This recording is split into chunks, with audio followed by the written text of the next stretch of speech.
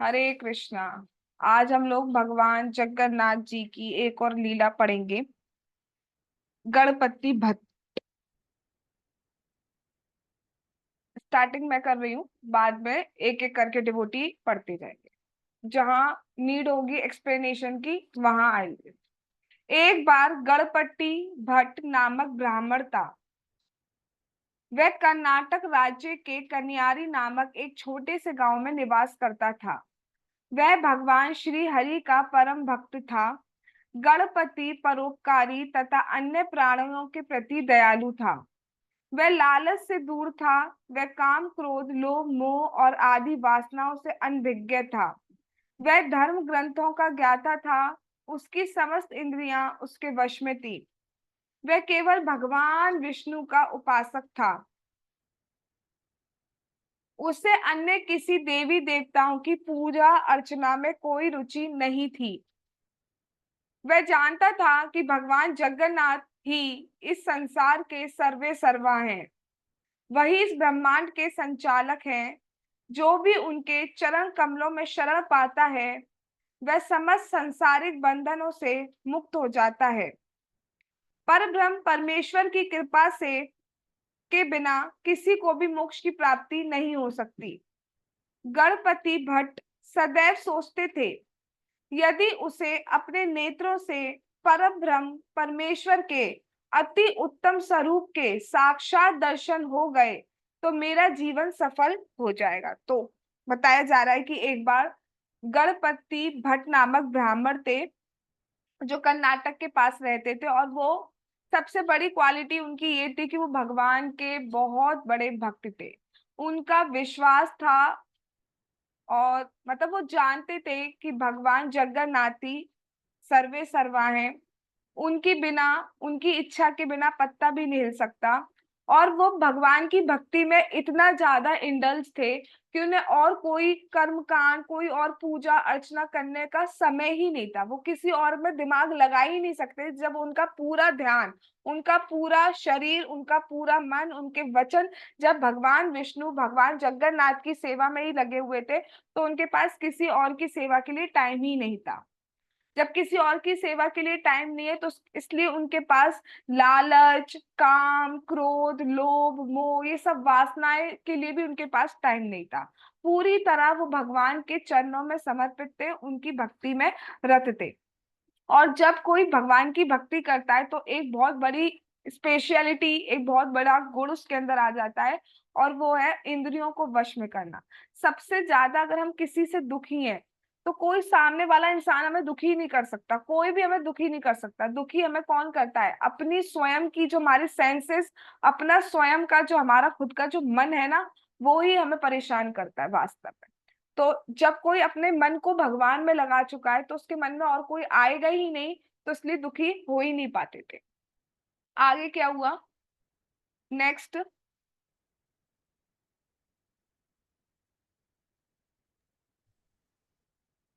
एक बार गणपति भट्ट ब्रह्म पुराण में श्री हरि के नीलगिरी में अवतार लेने के विषय में पढ़ रहे थे। यदि कोई मनुष्य उनके इस अद्वितीय स्वरूप के दर्शन कर लेगा तो वह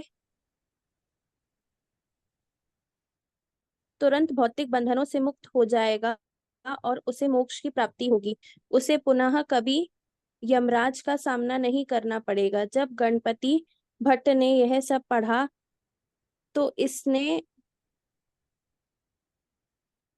इसने उसके हृदय को छू लिया। हम्म। तब उनकी समझ में आया कि यह जीवन तो निरर्थक है।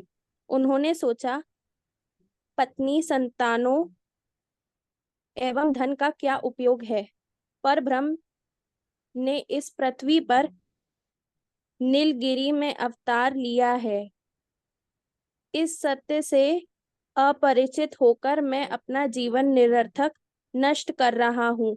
मैं कितना बड़ा मूर्ख हूँ जो यह जानकर भी कि श्री हरि ने नीलगिरी में अवतार ले लिया है यहीं पर रह रहा हूँ। जब तक मेरे शरीर में शक्ति है तभी तक मेरी पत्नी, संतान एवं सगे संबंधी मेरे साथ हैं।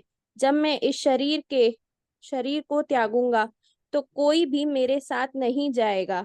जब मैं वृद्ध हो जाऊंगा तो मेरी पत्नी और मेरे बच्चे मुझे अपने ऊपर भार ही समझेंगे। इस भौतिक संसार में कोई किसी का नहीं है। हाँ, जिसको ये बात समझ में आ जाए तो जीवन ही सुधर जाए, बट ये समझ में आ नहीं पाता इतनी आसानी से। तो क्या बताया जा रहा है, एक बार वो शास्त्र पढ़ रहे थे और उसमें जगन्नाथ जी के बारे में पढ़ रहे थे। उसमें पता चला कि भगवान जगन्नाथ ने नीलगिरी में अर्थात नीलांचल में प्रकट हो गए हैं भगवान। और उसमें उन्होंने भी पढ़ा कि जो भी भगवान जगन्नाथ जी के दर्शन करता है वो सारे बंधनों से मुक्त हो जाता है और उसे मोक्ष की प्राप्ति होती है। जो भी मतलब जो भी, उसमें कोई कंडीशन अप्लाई नहीं की गई है, टर्म्स एंड कंडीशन अप्लाई ऐसा कुछ नहीं किया गया है। जो भी करता है उसको मोक्ष की प्राप्ति होती है। जब उन्होंने ये पढ़ा तो ये बात उनके हृदय को स्पर्श कर गई कि हम तो अपना जीवन व्यर्थ ही कर रहे हैं ना। हम इतने ज्यादा आसक्त हो चुके हैं, इतना ज्यादा अटैच हो जाते हैं चीजों से, लोगों से, इवेंट से, मेमोरी से, थिंग से, प्लेसेस से, इन सारी चीजों से। ये मेरा बेड है, ये बेड कोई बेड है, ठीक है, बेड में सपोज दो सिस्टर्स होती हैं, तो ये कॉर्नर मेरा है, कॉर्नर को लेके अटैच हो जाता है कि ये मेरा कॉर्नर है।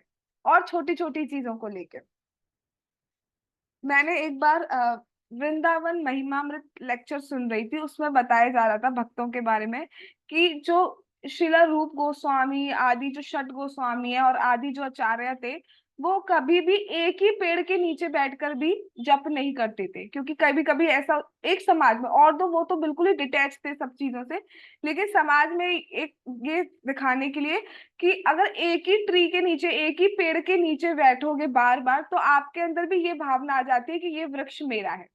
ये जो भावना है ना, मैं और मेरा वाली, ये इतनी जल्दी हमें कैप्चर करती है, ये चीज मेरी है, ये कैमरा मेरा है, ये चश्मा मेरा है, ये लैपटॉप मेरा है, वगैरह वगैरह मेरा।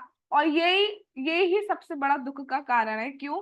क्योंकि एक दिन ये सब छूटना है। हम थ्योरेटिकली तो हम सब लोग ये बात जान चुके हैं कि सब छूटना है, बट प्रैक्टिकली अभी हम नहीं समझ पा रहे हैं, राइट?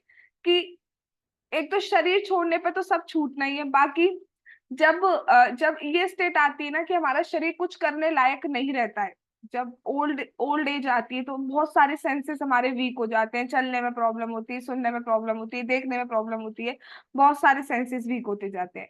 तब तो फिर तो बिल्कुल ही ऐसा फील हो जाता है कि हम बाहर है, एक्चुअली हम बर्डन हुए हैं। कई बार तो देखा जाता है कि बच्चे अपने माता पिता को रियलाइज करवाते हैं कि दे आर बर्डन। ठीक, कई बार होता है। और आज के टाइम पे कलयुग में तो ये हर घर में 80% घर में यही चल रहा है। तो सब एक दिन छोड़ना है पूरा। हाँ ठीक है, हमारे पास रिस्पॉन्सिबिलिटीज है, रिस्पॉन्सिबिलिटीज मना नहीं की जा रही करने के लिए, बट इतना ज्यादा अटैच ना हो जाओ कि आप सुबह शाम भक्ति ही नहीं कर पा रहे, तो वो बिल्कुल ही वेस्टेज है लाइफ का। जब वो टाइम आएगा ना, जब शरीर छोड़ना होगा, या वो टाइम होएगा जब कोई साथ देने वाला नहीं होगा, तो सिर्फ अगर भक्ति कर ली है अपने ये यंग एज में और अपनी इसमें इस टाइम जो हमने भक्ति कर ली, वो ही हमें बचा पाई, नहीं तो कुछ नहीं बचाना है, सब छूटना है, सब मतलब सब, A to Z। कुछ ऐसे नहीं छूटेगा तो शरीर छोड़ने के साथ सब छूट जाए। सिर्फ भक्ति है जो अल्टीमेटली काम आ सकती है, और कुछ भी नहीं आने का। ठीक है, शरीर को चलाने के लिए हमें जॉब करनी पड़ रही है, पढ़ना पड़ रहा है, ठीक है, सब ठीक है। बट अगर सुबह शाम भक्ति नहीं कर पा रहे, सुबह नाम जाप, शाम को भगवान की कथा, और सुबह शाम भगवान की कथा, एटलीस्ट मिनिमम इतना तो करना ही है कि सुबह नाम जाप और शाम को भगवान की कथा। सुबह नाम जाप करना है, शाम को भगवान की कथा सुननी है। क्यों? कि जिससे सुबह नाम जाप के लिए हम रिचार्ज हो जाए दोबारा। ठीक है, तो ये साइकिल डेली अपनाना ही है। इसमें क्यों बट क्या क्या, जब तक हम स्ट्रेचर पे नहीं आ जाते तब तक ये करना ही करना है। आगे क्या हुआ नेक्स्ट?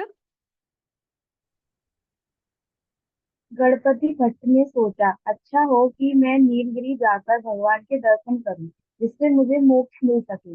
यह सोचकर उसने अपना घर त्याग दिया एवं पूरी की यात्रा प्रारंभ कर दी। यह यात्रा मार्ग में भिक्षाटन के द्वारा अपनी क्षुधा को शांत करता था, और भीख के रूप में जो प्राप्त हो जाता था उसी तो संतुष्ट था। कभी कभी उसमें भोजन नहीं मिल पाता था तो उसे उपवास रखना पड़ता था। ऐसी दशा में वह पत्तियां खाकर एवं जल पीकर पेट की क्षुधा शांत करता था। अंत में गणपति अथर नाला पहुंच गए। अथर नाला पुरी के प्रवेश मार्ग से लगा हुआ है। ऐसा विश्वास किया जाता है कि जो भी प्राणी इस स्थान से गुजरकर पुरी धाम में प्रवेश करता है तो उसे यमराज द्वारा दिए गए दंड का सामना नहीं करना पड़ता। गणपति भट्ट ने इस स्थान के दर्शन करके स्वयं को धन्य किया और भगवान का ध्यान करने लगे। हरि बोल। बाद में गणपति बस भट्ट ने बेटा। कुछ लोगों हम्म।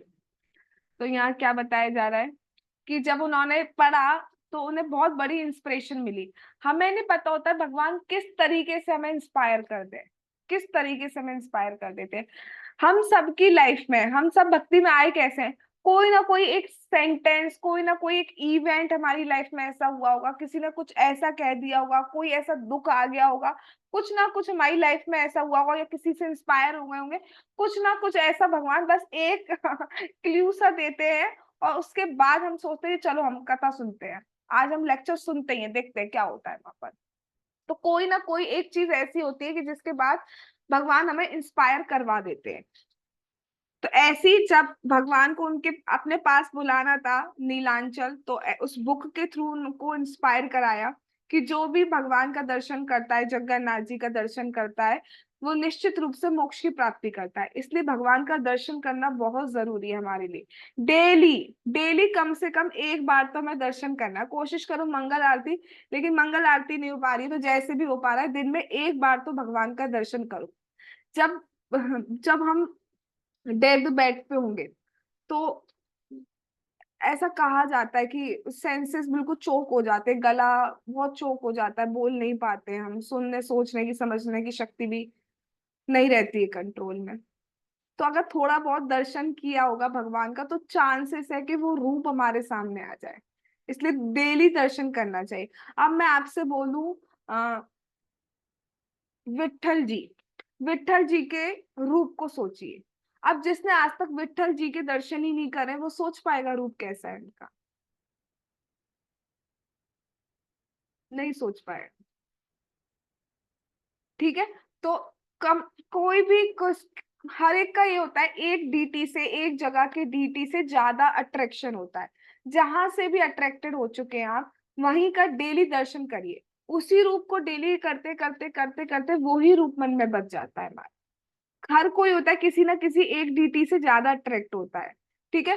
तो डेली आप चूज कर लीजिए और डेली दर्शन करिए। कई बार ऐसा हो सकता है हम डिसाइड ही नहीं कर पा रहे हो, ये भी अच्छे लग रहे हैं, ये भी अच्छे लग रहे हैं, जितने भी अच्छे लग रहे हैं सबका करिए, बट करिए, कैसे ना कैसे करिए। डेली दर्शन करना है आपको भगवान का। और भगवान के दर्शन करना बहुत बड़ी बात है, हर कोई नहीं कर सकता। भागवतम में कहा गया है कि जो भी भगवान की आईब्रोज, सिर्फ आईब्रोज की बात की जा रही, पूरे तो वपू की क्या ही बोले, जो सिर्फ आईब्रोज का दर्शन करता है उसकी जो डिजायर्स होती है, लस्ट डिजायर्स, वो खत्म हो जाती है। तो इसलिए करना चाहिए भगवान का रूप का ध्यान। तो ये सोचकर उन्होंने गए कि अब तो मुझे भैया जगन्नाथ जी के ही दर्शन करने हैं, तो वो निकल पड़े अपने घर से। और रास्ते में कुछ लेके नहीं गए थे कि जो भी भिक्षा में मिलेगा वो मैं ले लूंगा, नहीं मिलेगा तो नहीं लूंगा। तो किसी दिन मिल जाता, जितना मिलता आधा पेट भरता, पूरा पेट भरता वो खा लेते, जिस दिन नहीं मिलता तो पत्ते खा लेते, पानी पी लेते या उपवास रख लेते, ऐसे करके चले गए। अब देखो कितनी बड़ी, कितनी एक तरीके से ऑस्टेरिटी है ये, पत्ते खाना, पानी पे रहना, उपवास रखना। हमारे लिए तो कुछ ऑस्टेरिटी नहीं है, हम तो घर में बैठ के एसी चला के, हीटर चला के, मतलब ठंड में हीटर चला के, गर्मी में एसी चला के, या जैसे भी आराम से सिर्फ बैठ कर सिर्फ अपनी टंग को हिलाना है। हरे कृष्णा कृष्णा कृष्णा हरे हरे, हरे राम राम राम हरे। हमें तो चल के भी नहीं जाना, भगवान तो खुद हमारी स्क्रीन पे आ जा रहे हैं, बस हम वो भी नहीं क्लिक करना चाहते। लाइट नहीं आ रही है, लाइट नहीं आ रही, आग तो नहीं बरस रही ना। ठीक है। तो भगवान हमारी स्क्रीन पे चल के आ रहे हैं, हम वो भी नहीं करना चाहते, तो हमें करना चाहिए। ठीक है। तो ऐसे करके वो आ रहे थे, रास्ते में जो पुरी स्टार्ट होता है वहां पर ये जगह पड़ती है अधरनाला। वहां के लिए बोला जाता है कि जो भी उस मार्ग को बाईपास करता है उसे यमराज अर्थात नरक वरक नहीं देखना पड़ता है। तो वो ऐसे उसको पास किया उन्होंने। और वो भगवान का दर्शन करते की सोचते हुए जा रहे थे और भगवान का ध्यान करने लगे। आगे क्या हुआ, पढ़िए वाला नेक्स्ट पैराग्राफ। बाद में गणपति भट्ट ने कुछ लोगों को पुरी से वापस लौटते हुए देखा। वे अत्यंत प्रसन्न प्रतीत हो रहे थे एवं अपने हाथों में प्रसाद के पात्र लिए हुए थे। गणपति भट्ट ने उनसे पूछा, कृपया मुझे बताइए कि आप सब लोग कहाँ से आए हैं? आप सभी इतने प्रसन्न क्यों हैं? आपको क्या मिल गया है? यात्रियों ने उत्तर दिया, यस मैम, प्रिय यही तक बेटा। हाँ, ये सबसे बड़ा प्रीचिंग है। हाँ, कई बार ऐसा होता है डिवोटीज प्रीचिंग करना चाहते हैं बट समझ में नहीं आता हम स्टार्टिंग कहाँ से करें। जैसे कुछ को समझ में आ रहा होता है तो बोलना नहीं आ रहा होता है, कुछ को बोलना आ रहा होता है लेकिन हेजिटेशन होता है। तो अलग अलग सबकी प्रॉब्लम्स हो सकती है। सब एक ही टाइप से प्रीचिंग नहीं कर सकते, पूरे समाज में बहुत टाइप के लोग हैं और सब टाइप की प्रीचिंग की जरूरत है। कोई कीर्तन से प्रीच हो जाता है, कीर्तन इतना अट्रैक्ट करता है। कोई प्रसादम इतना अट्रैक्ट कर देता है कि प्रसादम के कारण भक्ति में आ जाता है। कोई कथा इतनी सुंदर लगती है कि उसके कारण भक्ति में आ जाता है। कोई भगवान का दर्शन इतना सुंदर होता है कि उसके कारण भक्ति में आ जाता है। और कुछ नहीं तो कुछ कुछ जब डिवोटीज इतना खुश रहते हैं तो उनको देख के ही भक्ति में आ जाते हैं। तो देखते हैं जब लोग कि लोग पूरा संसार इतना दुखी है, तप रहा है, त्रिताप उन्हें सताए जा रहे हैं। कभी कोई परेशान कर रहा है, कभी कोई परेशान कर रहा है, कभी खुद का बॉडी परेशान कर रहा है, कभी मन की तो छोड़ो, मन ने तो पूरी हद ही पार कर रखी है, इतना परेशान कर रखा है मन ने। लेकिन ये डिवोटीज कैसे हैं, ये 3 बजे 4 बजे नाच रहे हैं, भाग रहे हैं। मतलब वृंदावन में देखो 4 बजे से लगता है सवेरा सा हो रहा है। ऑटो तो ऑटो की टर टर टर आवाज आ रही है, रिक्शे की तो टर टर टर आवाज आ रही है। ऐसा लगता है हम लेट हो गए हैं। 4 बजे भी जाओ तो ऐसा लगता है हम लेट है। हाँ, और जब टेम्पल पहुंचे तो आधा कोर्टयार्ड तो भर चुका होता है। तो लगता है इतनी खुशी कहाँ से आ रही है, तो क्यों क्यों लोग 4 बजे उठ के भाग रहे हैं? क्योंकि वहां एक अलग प्लेजर है। तो वो पूछ रहे हैं, जब गणपति जी ने देखा कि ये लोग इतने खुश होते हुए आ रहे हैं और हाथ में तो भैया प्रसाद है, ये कहाँ से मिल रहा है, इतने खुश, तो उन्होंने पूछा कि आप कहाँ से आ रहे हैं, इतने प्रसन्न क्यों हैं और ये आपको क्या मिल गया है? बट ऑब्वियस सी बात है, जब कुछ अचंभा सा होगा, इतना खुश किसी को देखोगे तो पूछोगे क्या हो गया भैया, क्यों खुश हैं आज, वही पूछ रहे हैं। आगे क्या हुआ, यात्रियों ने यात्रियों ने एक सेकंड। हाँ, यात्रियों ने उत्तर दिया, प्रिय ब्राह्मण, हम नीलकंदरा जगन्नाथ मंदिर से वापस लौट रहे हैं। वह भगवान के दर्शन करते हुए हमने 5 दिवस व्यतीत किए थे। वह ये अब हम सभी अत्यधिक प्रसन्नता एवं संतुष्टि के साथ अपने अपने घरों के लिए प्रस्थान कर रहे हैं। भगवान जगन्नाथ के दर्शन असाधारण हैं। भगवान के दर्शन प्राप्त करने के लिए शेष क्या रह जाता है? यस। तो उन्होंने आंसर दिया, जो जितने भी यात्री लौट रहे थे, कि हम लोग जगन्नाथ मंदिर से आ रहे हैं और वहां पे हम 5 दिन रुके हैं। और इतना प्रसन्नता में वहां हुई है, इतना सुंदर दर्शन का प्राप्त हुए हैं। जब भगवान जगन्नाथ जी के दर्शन असाधारण है, हर एक को नहीं होते, और जो भी उन्हें देखता है उन्हें अलग ही प्रसन्नता अनुभव होती है। भगवान जगन्नाथ तो इतने दयालु हैं कि आई लेशेस भी नहीं है भगवान के, कि आई लेशेस करने में टाइम लगेगा, हो सकता है कोई भक्त यहाँ से यहाँ चला जाए, मैं उसको देख नहीं पाऊँ। ठीक है, तो आई लैशेस नहीं है, बिल्कुल आंखें खुली रखते हैं और सारे भक्तों को देखते रहते हैं। इतनी बड़ी बड़ी आंखें नहीं मिलेंगी जगन्नाथ जी की ही, इतनी बड़ी आंखें हैं कि बस देखते रहते हैं, किसी को कोई भी भक्त ऐसा ऐसे में पास नहीं हो जाए। और तो भगवान से क्या पास होगा, लेकिन फिर भी इस भाव में भगवान।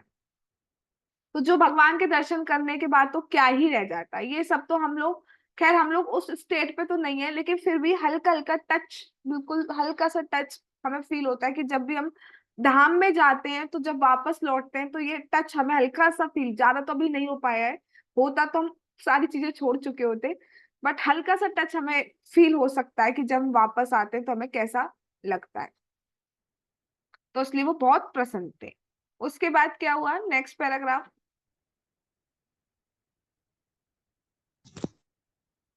यात्रियों से ये सब सुनकर गणपति भट्ट को बहुत आश्चर्य हुआ। उसने उनसे पूछा, क्या आप लोगों ने वास्तव में परब्रह्म देखे हैं? उन्होंने उत्तर दिया, हाँ, हमने उनके दर्शन किए हैं। इस प्रकार वार्तालाप के पश्चात सभी यात्री अपने मार्ग पर चले गए। गणपति भट्ट ने अपने मन में सोचा, ये सत्य नहीं हो सकता कि ब्रह्म यहाँ है। उन्होंने ब्रह्मा को नहीं देखा है। यदि उन्होंने उनके दर्शन किए होते तो वे वापस क्यों लौट रहे हैं? तो उन्हें तो ब्रह्म में विलीन हो जाना चाहिए था। यही वह सत्य है जो मैंने पुराणों में पढ़ा है कि जो नीलगिरी धाम में श्री हरि के दर्शन करता है उसे तत्काल मोक्ष की प्राप्ति हो जाती है। तो फिर परब्रह्म के दर्शन पाने के पश्चात भी ये लोग अपने अपने घरों को कैसे लौट रहे हैं? उसने पुरी से लौटने वाले बहुत से लोगों से यही प्रश्न किया। वह सभी ब्रह्म के दर्शन करके अपने अपने घरों को लौट रहे। यस। तो उन्होंने पूछा था, जैसा कि गणपति जी ने, कि आप कहाँ से आ रहे हैं, तो उन्होंने बोला कि हाँ, हम भगवान के दर्शन करते हुए आ रहे हैं। तो उन्होंने पूछा, आपने वास्तव में भगवान देखे हैं? उन्होंने कहा हाँ, हमने भगवान देखे हैं और भगवान के दर्शन करके अब हम जा रहे हैं, और ऐसा कह के वो चले गए। तब गणपति जी ने मन में सोचा कि मैंने तो पढ़ा था कि जो भगवान के दर्शन करता है उसको तत्काल मोक्ष की प्राप्ति हो जाती है, तो ये कह रहे हैं ये भगवान के दर्शन कर रहे हैं। अगर ये भगवान के दर्शन करके आ रहे हैं, अगर इन्होंने भगवान देख लिया, तो उन्हें तत्काल मोक्ष प्राप्त क्यों नहीं हुआ? ऐसा कैसे हो सकता है कि ये भगवान के दर्शन भी करके आए, उन्हें मोक्ष की भी प्राप्ति नहीं हो रही हो? तो वो ऐसा डाउट करने लगे मन में, और वो इल्यूजन में आ गए, भ्रमित हो गए कि वहां मैंने पढ़ा है कि जो भी भगवान के दर्शन करता है उसको मोक्ष की प्राप्ति तुरंत हो जाती है, और यहाँ ये कह रहे हैं कि ये भगवान का दर्शन करके आ रहे हैं और घरों को भी लौट रहे हैं, तो ऐसा कैसे हो रहा है? तो उसने पुराण को खोला, वो जो शास्त्र था खोला और दोबारा पढ़ा, बार बार पढ़ा। वहां पे तो यही लाइन है कि जो भी भगवान का दर्शन करता है उसे तत्काल मोक्ष की प्राप्ति होती है। जो भी भगवान के नाम नाम का जाप करता है उसके सारे पाप कट जाते हैं, उसको कृष्ण प्रेम की प्राप्ति होती है, उसको गोलोक की प्राप्ति होती है तत्काल। अब हम कहते हैं हमें तो नहीं हुई, हमने तो नाम ले लिया ना, हरे कृष्णा कृष्णा कृष्णा हरे हरे, हरे राम राम राम हरे हरे। ऐसे डाउट हमारे मन में भी आते हैं, क्योंकि अगर हमारे मन में नहीं आ रहे होते तो हमारी फर्स्ट प्रायोरिटी सिर्फ हरि नाम ही होता। ठीक है, तो हमारे हमारे मन में भी ऐसे डाउट आते हैं कि ऐसा कहा जा रहा है, बट अतिशयोक्ति है, हाँ होता होगा, लेकिन इतना भी कि नहीं तत्काल पहुंच जाएंगे। तो ऐसा ही गणपति भट्ट के मन में ये डाउट आया। उन्होंने देखा कि पुराण में क्लियरली मेंश, अच्छा ये पढ़ना था, थोड़ा एक्साइटमेंट में हो जाता है। हाँ पढ़िए यहाँ से। हरे कृष्णा। नेक्स्ट। हरे कृष्ण। हम्म। गणपति भट्ट भ्रमित हो गया। उसने पुराण को खोला और बार बार पढ़ा। उसने देखा कि पुराण में स्पष्ट अंकित था कि ब्रह्मपुरी में निवास करते हैं। यदि कोई उनके दर्शन कर लेता है तो उसे तत्काल मोक्ष मिल जाता है। गणपति भट्ट अत्यंत भ्रमित हो गया और उसने सोचा, अब मुझे क्या करना चाहिए? अब मुझे नहीं मालूम मैं क्या करूं। मुझे ज्ञात नहीं कि क्या उचित है और क्या अनुचित। अच्छा तो यह है कि मैं प्राणोत्सर्ग कर दूं एवं इस तन को त्याग दूं, किंतु तब पुनः सोचा आत्महत्या करना अच्छा नहीं रहेगा। यस। तो उसमें तो क्लियरली मेंशन है कि जो भी भगवान के, ब्रह्म मतलब भगवान है यहाँ पे, ठीक है, भगवान कृष्ण जगन्नाथ जी, तो जो भी जगन्नाथ जी के दर्शन करता है उसे तत्काल मोक्ष मिल जाता है। अब वो कंफ्यूज हो गए बहुत ज्यादा कि ये तो दर्शन करके आ रहे हैं, इन्हें मोक्ष प्राप्त नहीं हुआ है, ये कैसे हो रहा है, क्या सही है क्या गलत है, क्या करना चाहिए क्या नहीं करना चाहिए। इतना बिविल्डर हो गया, इतना बिविल्डर हो गया। एक बार ये थॉट आया कि मैं शरीर ही छोड़ देता हूँ, फिर लगता है कि नहीं ये तो आत्महत्या हो जाएगा, आत्महत्या तो बहुत बड़ा पाप है, बहुत बड़ा पाप मुझे लग जाएगा। तो कुछ समझ नहीं आ रहा, तो मैं क्या करूं क्या नहीं करूं। फिर क्या हुआ, जगन्नाथ जी क्या करते हैं, देखिए नेक्स्ट पैराग्राफ। भगवान जगन्नाथ गणपति भट्ट के मनोभावों को समझ गए। वे एक वृद्ध ब्राह्मण का वेश धारण करके गणपति भट्ट से मिलने आ गए। उन्होंने गणपति से कहा, आप कहाँ से आए हैं? आप कहाँ जा रहे हैं? आप यहाँ क्यों बैठे हैं और इतने दुखी क्यों हैं? भट्ट ने उत्तर दिया, प्रिय ब्राह्मण सुनो, मैंने पुराण में पढ़ा है कि नीलगिरी में ब्रह्म है। उनके दर्शन करके सभी को तुरंत मोक्ष मिल जाता है, किंतु अब मुझे लगता है कि पुरी में ब्रह्मा नहीं है। वृद्ध ब्राह्मण के स्वरूप में भगवान ने गणपति से पूछा, तुमने ये निर्णय कैसे कर लिया है कि पुरी में ब्रह्म नहीं है? भट्ट ने उत्तर दिया, जैसा कि मैं जानता हूं कि यदि कोई मनुष्य ब्रह्म के दर्शन कर लेता है तो वह उनके शरीर में ही विलीन हो जाता है और इस प्रकार उसे मोक्ष मिल जाता है। किंतु अब मैंने देखा कि बहुत से लोग श्री हरि के दर्शन करने के पश्चात भी पुरी से वापस लौट रहे हैं। इससे मैंने निष्कर्ष निकाला है और पुरी में भ्रम नहीं है। यह तर्क सुनकर वृद्ध ब्राह्मण मुस्कुराते हुए कहने लगे, भगवान जगन्नाथ कल्पक्ष से के रूप के नाम से भी जाने जाते हैं। इसका अर्थ है कि वे सभी की मनोकामनाएं पूर्ण करते हैं। यह सभी लोग घर वापस जाने की इच्छा के साथ आए हैं, इसीलिए भगवान ने इनकी इच्छा पूर्ण की है। अन्यथा वे मनोकामना पूर्ण करने वाले वांछा कल्पतरु कैसे हो जाते। यह मनुष्य यहाँ पर दर्शनों के पश्चात प्रसन्न मन से वापस लौटने की कामना लेकर आते हैं और श्री हरि उनकी कामना को पूर्ण कर देते हैं। यहाँ भक्त भिन्न कामनाएं लेकर आते हैं, जो मनुष्य वहां प्रसन्नता पूर्णक जीवन यापन हेतु पधारते हैं। प्रभु उनकी इच्छा की पूर्ति करते हैं। जो दर्शनों की इच्छा मात्र से आते हैं, प्रभु उन्हें भी निराश नहीं करते। किंतु जो भक्त मोक्ष प्राप्ति का उद्देश्य लेकर आते हैं, भगवान उन भक्तों को तुरंत अपनी शरण में ले लेते हैं।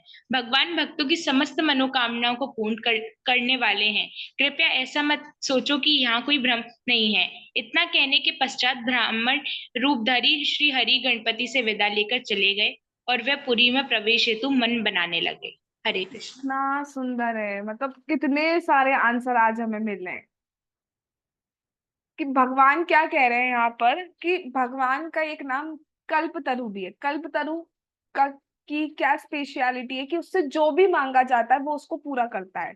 तो भगवान भी कल्पतरु के समान है कि भगवान के पास जो भी जिस इच्छा से जाता है, भगवान उसकी इच्छाओं को पूरी करते हैं। जब कोई भगवान जगन्नाथ जी के सामने जो भी इच्छा लेके जाता है, भगवान उसकी इच्छा पूरी करते हैं। तो भगवान कह रहे हैं कि हाँ, आपने पढ़ा है, उसमें लिखा है कि जो भी जगन्नाथ जी के दर्शन करता है उसे तुरंत मोक्ष की प्राप्ति हो जाती है। बात बिल्कुल सत्य है, इसमें 1% भी झूठ नहीं है। बट बात क्या है कि जब मेरे पास भक्त आते हैं तो अलग अलग इच्छाएं लेके आते हैं। कोई ये आता है कि बस मेरे को आज भगवान का दर्शन हो जाए, बस, तो भगवान उसको आज अपना दर्शन देते हैं। कोई ये इच्छा करते हैं कि मैं बस 2 दिन 5 दिन रहना चाहती हूँ, 5 दिन रहना चाहता हूँ जगन्नाथपुरी, 5 दिन बहुत अच्छे से रहो, फिर वापस जाके अपना काम करो, फिर दोबारा आओ, तो भगवान उसकी वो इच्छा पूरी कर देते हैं। कोई चाहता है कि नहीं हम हमेशा ही रहे, तो भगवान वो भी इच्छा पूरी कर देते हैं। कोई चाहता है कि भगवान हमें पूरी तरह अपनी शरण में ले लो, तो भगवान उसकी वो इच्छा पूरी कर देते हैं। हम अलग अलग इच्छाएं लेके उनके पास जाते हैं, इसलिए भगवान उन इच्छाओं को पूरी करते रहते हैं। बट अगर हम सिर्फ भगवान के प्रेम के लिए भगवान के पास जाएं, तो वो प्रेम मिलने में देरी नहीं है। यही बात सेम नाम पर अप्लाई होती है। भगवान का, हरि का, कृष्ण का नाम सारी इच्छाएं पूरी कर सकता है, सारी। नाम प्रभु सारी इच्छाएं पूरी करते हैं, बट हम अलग अलग इच्छाएं मांगते रहते हैं। जब हम नाम जाप कर रहे होते हैं तो 25 तो मैंने एक नंबर बस ऐसे रफ बोल दिया, बहुत सारे थॉट्स हमारे माइंड में चलते रहते हैं। बस ये हो जाए, आज खाने में क्या बनाना है, बस ये हो जाए, बस ये हो जाए, तो वो इच्छाएं पूरी नाम करने लगता है। और जब हम सिर्फ नाम भगवान को प्रसन्न करने के इंटेंशन से बैठे हैं, तो हम कृष्ण प्रेम प्राप्त कर सकते हैं। इसलिए हमें टाइम लग रहा है, नहीं तो होने को तो हम आज ही भगवत धाम पहुंच सकते हैं। कितनी सुंदर बात है, बहुत सुंदर बात है, वेरी इंस्पायरिंग। चलिए आगे चलते हैं, नेक्स्ट पैराग्राफ। तो जब भगवान ने उन्हें बताया सच्चाई, तो उसे लगा कि हाँ ये बात सही है, और फिर दोबारा उनका मन जो है पुरी में जाने के लिए रेडी हो गया। अब हमारे जीवन में भी बहुत सारे कई बार चैलेंजेस आ जाते हैं। कभी किसी ने कुछ कह दिया, अरे क्या भक्ति भक्ति करती रहते हैं, ठीक है करना चाहिए, बट इतना भी नहीं क्या पूरा दिन रात हरे कृष्णा करना। और तो हम पूरे दिन रात नहीं कर रहे हैं हरे कृष्णा, 2 घंटा कर रहे हैं हम, उसमें भी कह रहे थे पूरी रात। एनीवेज, तो जब ऐसे चैलेंजेस आते हैं तो हमें क्या करना चाहिए, किसी भक्त से बात करनी चाहिए। अपने मन से थॉट प्रोसेस करके डिसाइड नहीं कर लेना चाहिए कल से बंद भक्ति, ग्रुप लेफ्ट। ये नहीं करना है, भक्त से बात करके दूर कर लेना चाहिए अपना डाउट। चलिए आगे चलिए, नेक्स्ट पैराग्राफ।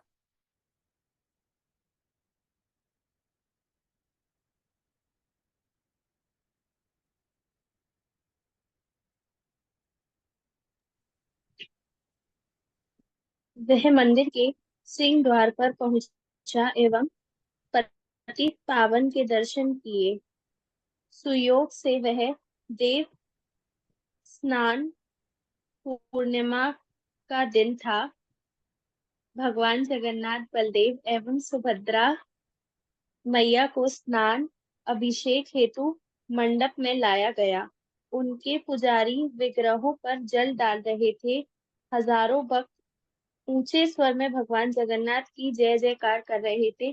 देवगण, गंधर्व, यक्ष आदि मनुष्य रूप में भगवान के अभिषेक दर्शन हेतु वहां एकत्रित थे। गणपति भट्ट भगवान गणेश स्वरूप का उपासक था। गणपति भट्ट ने भगवान द्वारा ब्रह्म के दर्शन किए, किंतु उसे भगवान गजानन स्वरूप के दर्शन नहीं हुए। उसे पूर्ण विश्वास था श्री हरि का मुख गजराज के समान है, किंतु वहां उसे भिन्न स्वरूप के दर्शन हुए। उसने विचार किया कि ये विग्रह भगवान के नहीं हो सकते, क्योंकि इसका श्रीमुख गजानन के समान नहीं है। निराश होकर वह बिना प्रमाण किए ही प्रणाम। उस स्थान से चला गया। वह प्रणाम किए ही उस स्थान से चला गया। वह बहुत उदास था। उसे पूर्ण विश्वास था कि ब्रह्म का मुख किसी गज के समान है। उसके दृढ़ विश्वास को समझते हुए श्री जगन्नाथ पुरी के शासक के प्रतिनिधि मुदीरथ के समक्ष प्रकट हुए और उससे बोला, मेरा भक्त बहुत दूर से मेरे दर्शन हेतु यहाँ आया था, किंतु मेरे गजानन गज जैसे मुख स्वरूप ना पाकर अब उदास होकर वापस लौट रहा है। अब आप तुरंत जाकर उसे वापस लाओ। कहना कि वह वापस आ जाए और मेरे गजानन स्वरूप के दर्शन। बहुत सुंदर। अब देखो, जो स्नान यात्रा का दिन वो पहुंचे। स्नान यात्रा आपको पता है 22 यस 22 जून को स्नान यात्रा है। उसी की लीला आ गई है कि अगर आप लोगों ने कभी अटेंड की हो तो आपको पता होगा, बहुत स्नान कराया जाता है भगवान को, बहुत सारा जल अभिषेक आदि किया जाता है। और उसके बाद इवनिंग में भगवान के गजानन मुख के दर्शन होते हैं। साल में सिर्फ एक बार ही होते हैं, उसी दिन गजानन मुख के दर्शन। भगवान गजानन वेश धारण करते हैं। तो वो क्यों हुआ, उसके पीछे ये लीला है। तो स्नान यात्रा की लीला आ गई है, बहुत सुंदर। सुनना भी चाहिए। जब हम 22 को जाएं, जाना सब कोशिश करना। तो हुआ क्या, एक्चुअली वो जिस दिन पहुंचे उस दिन स्नान यात्रा वाला ही दिन था, दैट इज देव स्नान पूर्णिमा। तो भगवान को मंडप पे बाहर लाया जाता है। अंदर टेम्पल में, ऑल्टर में तो स्नान कराएंगे नहीं, बाहर सबको दर्शन कराने के लिए बाहर तीनों विग्रह, जगन्नाथ जी का, बलदेव जी का और सुभद्रा जी का मंडप में आता है। और बहुत सारे घड़ों में जल, मतलब नंबर होता है 900 घड़े होते हैं, ऐसा अलग नंबर होता है। उनका जल डाला जाता है। ठीक है। तो उसके बाद जब उन्होंने सब भक्त, बहुत हरि नाम हो रहा था, जगन्नाथ जी की जय जयकार, बलदेव जी की जय जयकार, सुभद्रा मैया की जय जयकार, ऐसे बहुत जय जयकार हो रही है। बहुत सारे भक्तगण एकत्र हुए भगवान का दर्शन करने के लिए। तो जब जो थे गणपति भट्ट, उन्होंने जब दर्शन किया तो उन्होंने भगवान जगन्नाथ जी को देखा। अब उनके मन में ऐसा थॉट था कि भगवान का जो मुख है वो गजानन रूप है, तो उन्हें गजानन रूप दिखा नहीं। तो वो उदास हो गई, ये कैसे भगवान है। तो वो बिना प्रणाम किए ही लौट गए। मतलब लौट गए मतलब वहां से चले गए। इधर जब जगन्नाथ जी ने देखा, जगन्नाथ जी तो बहुत ही दयालु है, जब उन्होंने देखा कि मेरा भक्त इतनी दूर से आया है, पैदल आया है, भूखा रहा है और मेरे दर्शन करना ही चाहता, उसके अंदर से इच्छा है कि वो मेरे दर्शन करे, बट वो यही सोचता है कि मेरा मुख गजानन का है। तो वो जो वहां के पुरी के जो प्रतिनिधि हैं, उनके सामने प्रकट हुए जगन्नाथ जी और बोले कि मेरा जो भक्त है वो बहुत दूर से आया है और मेरा मुख गज जैसा ना पाकर वो वापस लौट जाएगा। तुम उसे वापस मत भेजो, कृपया उसे वापस लाओ और उसे मेरे गजानन स्वरूप के दर्शन कराओ। फिर क्या हुआ आगे?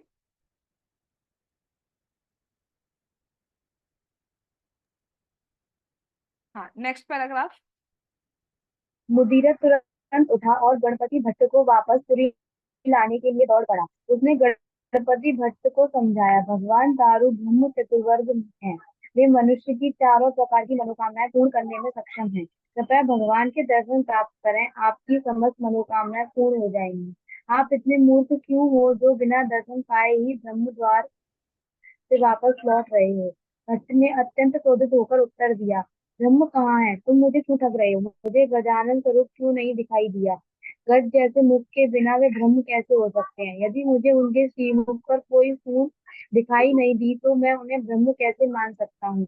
तुम जो भी चाहते हो उससे मुझे कोई मतलब नहीं है। तुम मुझे वापस ले जाने का प्रयास क्यों कर रहे हो? मुदीरत ने उत्तर दिया, तुम्हें अपनी यह बेकार की जिद त्याग देनी चाहिए। जरा वापस चलो और ध्यान से देखो, तुम्हें भगवान जगन्नाथ का मुख गज के समान दिखाई देगा। इस सत्य में तनिक भी संदेह नहीं है। यस, जो भगवान को जिस रूप में बसता है भगवान उसको उसी रूप में मिलते हैं। ये यथा माम प्रपद्यन्ते तामस ततः भजाम्यहम् मम वर्तमानु वर्तन्ते मनुष्य पार्थ सर्वशः। ये भगवान ने भगवत गीता में कहा है। जो मुझे जिस तरीके से बसता है उसको मैं उसी टाइप से रेसिप्रोकेट करता हूँ। जो मेरे जिस रूप का भजन करता है उसी रूप को मुझे वो प्राप्त करता है। तो उनका थॉट ऐसे था, गजानन वाला है। तो वो जा रहे थे वापस, तो मुदिरत जी ने उन्हें रोका कि ये क्या, तुमने तो बिल्कुल ही अभाग्य अनफॉर्चुनेट वाली बातें कर रहे हो कि यहाँ तक आए हो। इतना बड़ा सौभाग्य हर एक का नहीं होता है कि पुरी के द्वार पर प्रवेश कर जाए, और तुम यहीं से वापस बिना दर्शन किए वापस जा रहे हो। उसने कहा कि कहाँ है भगवान, कहाँ है भगवान? जगन्नाथ जी का सूंड वाला रूप कहाँ दिखा, कहाँ है गजानन रूप भगवान का? कोई भगवान नहीं, मुझे मुझे परेशान मत करो, मैं जा रहा हूँ। ये क्या जिद कर रही है? वापस चल के एक बार देखो तो सही, एक बार देखो तो सही, तुम्हें दिखेगा गजानन स्वरूप। अच्छा दिखेगा, चल। फिर क्या हुआ? हाँ नेक्स्ट। यह बात सुनने के पश्चात गणपति भट्ट मंदिर में लौट आए। उन्होंने भगवान की ओर देखा और वहां उन्हें गजमुख के दर्शन हुए। उनके एक बहुत लंबी सूंड और एक अति सुंदर दंत था। अपने विषय स्वरूप में अवतरित होते हुए श्री हरि ने अपने भक्त को पुकार कर कहा, भट्ट भट्ट मैं ही सर्वरूप हूँ। मैं अनादि एवं अनंत हूँ। मैं तो अपने भक्तों का मनोवांछित स्वरूप हूँ। अपनी कल्पना के अनुरूप ही वे मेरे दर्शन पाते हैं। यस, ठीक है। तो भगवान ने, वो जगन्नाथ जी ने गजानन स्वरूप धारण किया। इसलिए स्नान यात्रा की इवनिंग में सिर्फ पूरे साल में एक बार उस दिन बहुत स्पेशल गजानन स्वरूप के दर्शन होते हैं। कोशिश करना इस बार 22 जून को आगरा में, जो अग्रज, एड्रेस बाद में दूंगी रिकॉर्डिंग के बाद। हाँ, तो मतलब भगवान के बहुत सुंदर दर्शन हुए उनको, गणपति भट्ट जी को। और उन्होंने गजानन स्वरूप में दर्शन किए। भगवान ने उनसे कहा भी कि मैं ही भगवान हूँ, मैं ही सर्वेश सर्वा हूँ। भक्त मुझे जिस रूप में भजते हैं, जिस रूप की कामना करते हैं, उसी रूप में वो मेरा दर्शन पाते हैं। फिर क्या हुआ? Next paragraph. भट्ट ने भगवान को सादर प्रणाम किया और प्रार्थना करने लगा, हे मेरे स्वामी गजानन, दारू ब्रह्म, गणपति, समस्त संसार के स्वामी, आप अब मैं आपके दर्शन करके संतुष्ट हूँ। मेरे समस्त संदेह मिथ्या थे। अब मेरी आपसे एक ही विनती है कि आज के पश्चात जब भी आप अभिषेक हेतु स्नान मंडप में पधारें, आपका गजानन स्वरूप हो, जिससे आपके भक्तों को आपका गजानन स्वरूप के दर्शन हो सके। इतना कहकर गणपति भट्ट भूमि पर गिर पड़ा और दारू ब्रह्म का ध्यान करने लगा। वह तुरंत ही श्री हरि के शरीर में विलीन हो गया। समस्त उपस्थित जनों के ने प्रकाश रूप में उसकी आत्मा को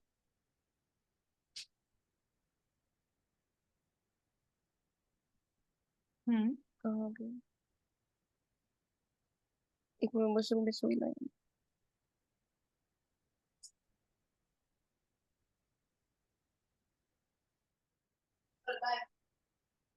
हाँ, जगन्नाथ जगन्नाथ के शरीर में प्रवेश करते देखा। भक्तों की भीड़ इस दृश्य को देखकर उच्च स्वर में जय जयकार करने लगी।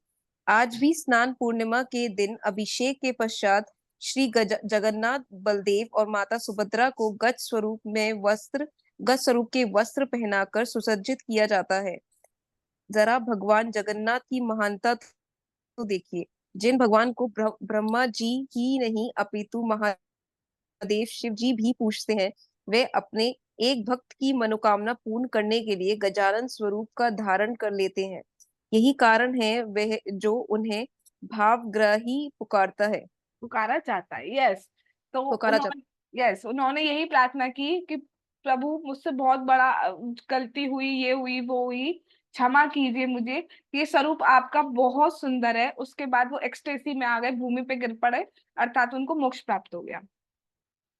तब ये सबने देखा तो सबने फिर जगन्नाथ जी की जय जय जय जय जय जयकार की। और उन्होंने एक और बात की कि जब भी हर साल आपको स्नान यात्रा होगी, स्नान पूर्णिमा वाले दिन जब आपका अभिषेक हो, उसके बाद आप हमेशा उस दिन गजानन स्वरूप धारण कीजिएगा। तो आज भी हर जगह जब स्नान यात्रा होती है, उसके बाद जगन्नाथ जी, बलदेव, सुभद्रा मैया का गजानन स्वरूप धारण में दर्शन होते हैं। तो भगवान कुछ भी कर सकते हैं अपने भक्त के लिए। वो इस जगत के बॉस जैसे नहीं है। हम भगवान के इटर्नल सर्वेंट हैं, लेकिन भगवान जो बॉस है ना, जो स्वामी है हमारे, वो इतने अच्छे हैं कि अपने भक्त के लिए कुछ भी कर सकते हैं।